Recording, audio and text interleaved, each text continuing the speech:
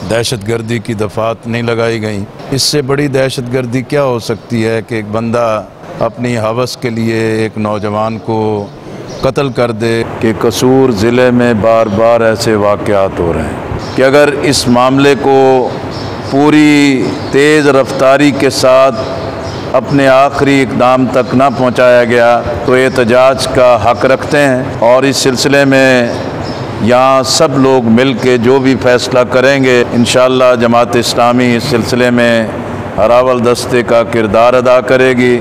और हम पाकिस्तान के शुरफा को, ख़ानदानों को, वालिदैन को ये यकीन दिलाना चाहते हैं कि जहाँ भी इस तरीके से एक बदकुमाशी का इक़दाम होगा, हम अपनी हक़ की आवाज़ को बुलंद करेंगे।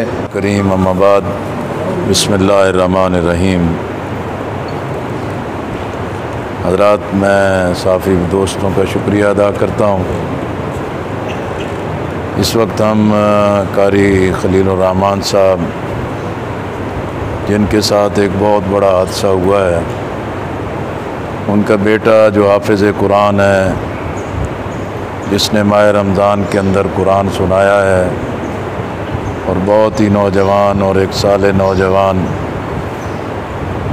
जिसे नाहक कत्ल कर दिया गया।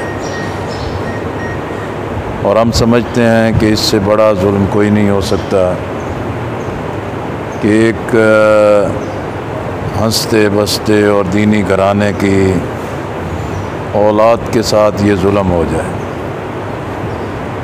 और ये बहुत ही अलमनाक पहलू है कि ये कत्ल करने वाला और जुल्म करने वाला कि जो कानून नाफिज करने वाले अदारे से ताल्लुक़ रखता है, अगर कानून नाफिज करने वाले ही आवाम की जानों के, इज़्ज़त के और मासूमों की जानों के लुटेरे बन जाएं, डाका जन हो जाएं, तो आवाम कहाँ जाएं। और ये बहुत ही अलमनाक पहलू है कि मजमूई तौर पर पूरे मुल्क में भी बेहयाई और बेरारवी और हवस परस्ती और ये मामूलात बढ़ते चले जा रहे हैं। लेकिन उसका अलमनाक पहलू ये है कि कसूर ज़िले में बार बार ऐसे वाक़यात हो रहे हैं और बार बार ख़ानदानों को टारगेट किया जा रहा है। बार बार मासूमों को अपनी हवस का निशाना बनाने के लिए जुल्म का निशाना बनाया जा रहा है। हम समझते हैं कि अगर पहले मुकदमे के बाद और उसके अमल दरामद के बाद ये सिलसिला जारी रखा जाता और मुजरमों को इबरतनाक सज़ा दी जाती तो शायद ये मज़लूम ख़ानदान ऐसे जुल्म से महफूज रह जाते। और इसी तरह इस हुकूमत की सरपरस्ती में जो कानून साजी हुई और उस कानून साजी में भी ऐसे कभी अमल में मुलव्वस लोगों को मौत की सज़ा से बचा लिया गया है। और ये पाकिस्तान का सेकुलर तबका, लादीन तबका और इस्लामी सज़ाओं से बेजार तबका जो इस माशरे को मादर पिदर आज़ाद बना देना चाहता है, उन्होंने सोचे समझे मंसूबे के साथ ये कानून साजी करवाई, जिसकी वजह से बदकारों को, बदकुमाशों को, मासूम लोगों की इज़्ज़तों से खेलने वालों को खुली छुट्टी दे दी गई है, खुला लाइसेंस दे दिया गया है।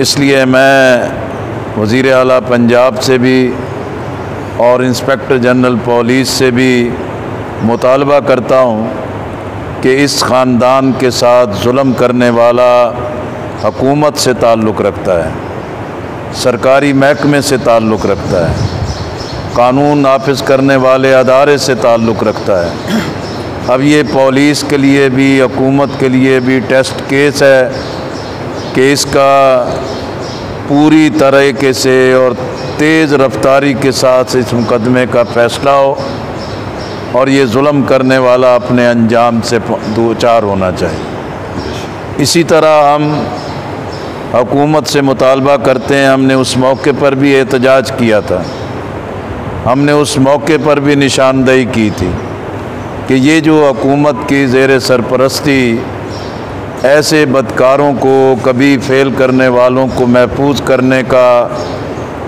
इक़दाम किया जा रहा है, ये मुल्क व मिल्लत के लिए एक बड़ी तबाही होगा। और ये बार बार के वाक़यात जो पूरे मुल्क में हो रहे हैं, ये इसी का शाखसाना है। ना खौफ रहा है और ना ही इस सिलसिले में कोई लोगों के अंदर कानून से डर रहा है, और लोग समझते हैं कि ये काम कर लिया जाए, ख़ानदानों को बर्बाद कर दिया जाए, मासूम जानों को तबाह कर दिया जाए और उनको कोई पूछने वाला नहीं है। इसलिए हम हुकूमत से कहते हैं कि ये कारी खलील रहमान तनहा नहीं है, पाकिस्तान का पूरा दीनी तबका, तमाम दीनी जमातें और तमाम माशरे के मुअज़्ज़ज़ और शुरफा और समाज के अंदर सिविल सोसाइटी जो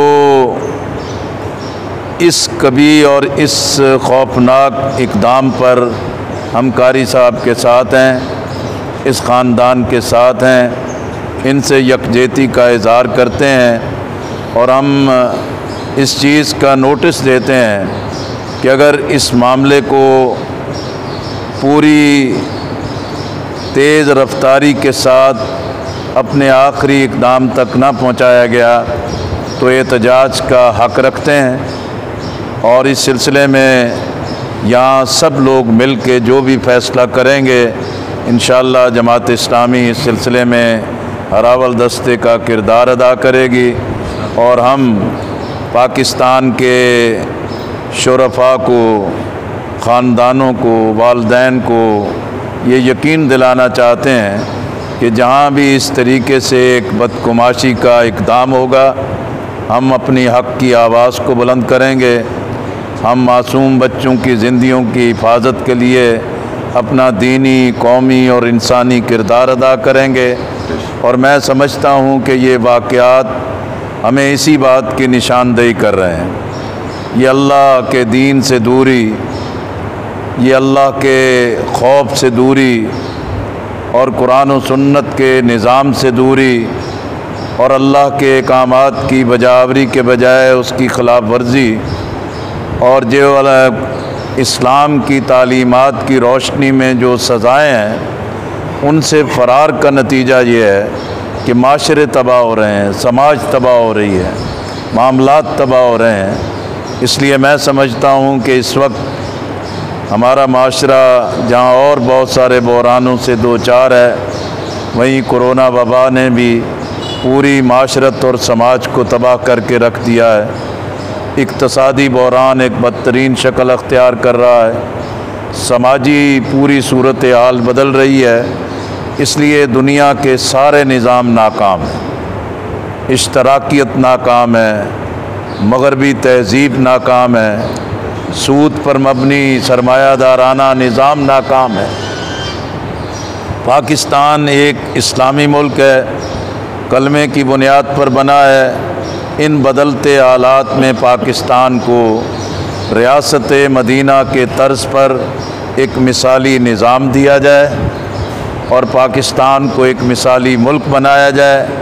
और मैं कौमी क़यादत से मुतालबा करता हूँ कि वो गैर ज़िम्मेदाराना रवैये तर्क करें, वो छोटे छोटे और फ़रोई सियासी इख्तलाफात को तर्क करें, पाकिस्तान को, पाकिस्तान के वजूद को, पाकिस्तान के आवाम को जो ख़तरात दरपेश हैं उसके मुताबिक अपना कौमी किरदार अदा करें।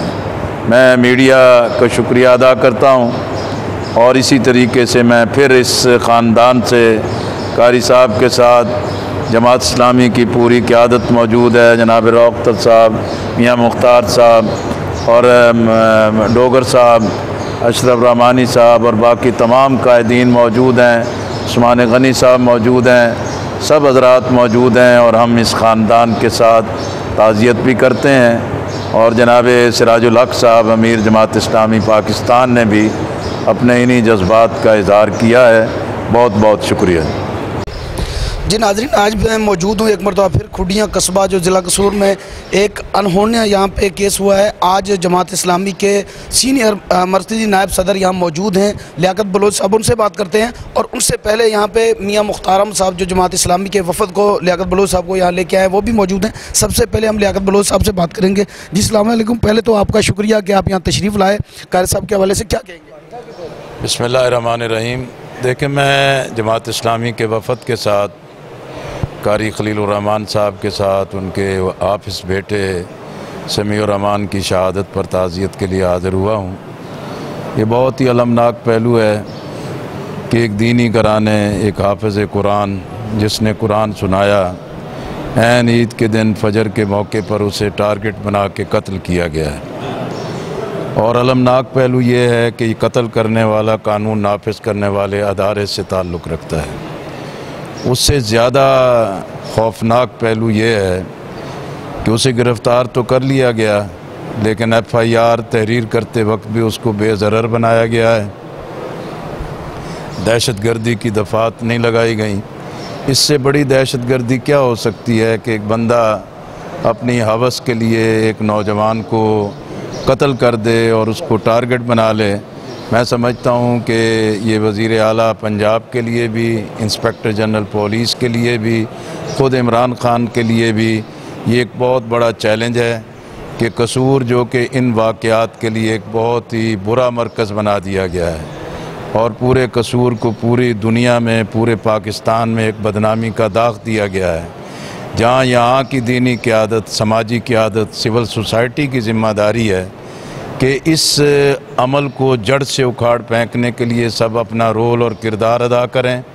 वहीं हुकूमत की भी ज़िम्मेदारी है कि उन्होंने कानून साजी करते वक्त और इस दरिंदगी में मुलव्वस लोगों को मौत की सज़ा से बचाने के लिए जो इक़दाम किया गया है वो बहुत ही गलत इक़दाम था। हमने उस वक्त भी एहतजाज किया फौरी तौर पर उस कानून में तरमीम की जाए और ऐसे दरिंदगी करने वालों को बदतरीन अंजाम से दो चार किया। सर इस हवाले से जो है कि कानून में तो गुंजाइश भी है और कानून काम कर रहा है, यानी कि फांसी की सज़ा, जैसे ज़ैनब केस में भी फांसी हुई, लेकिन ऐसे केस में आवाम का मुतालबा होता है शरेआम फांसी दी जाए। इस पर क्या कहेंगे?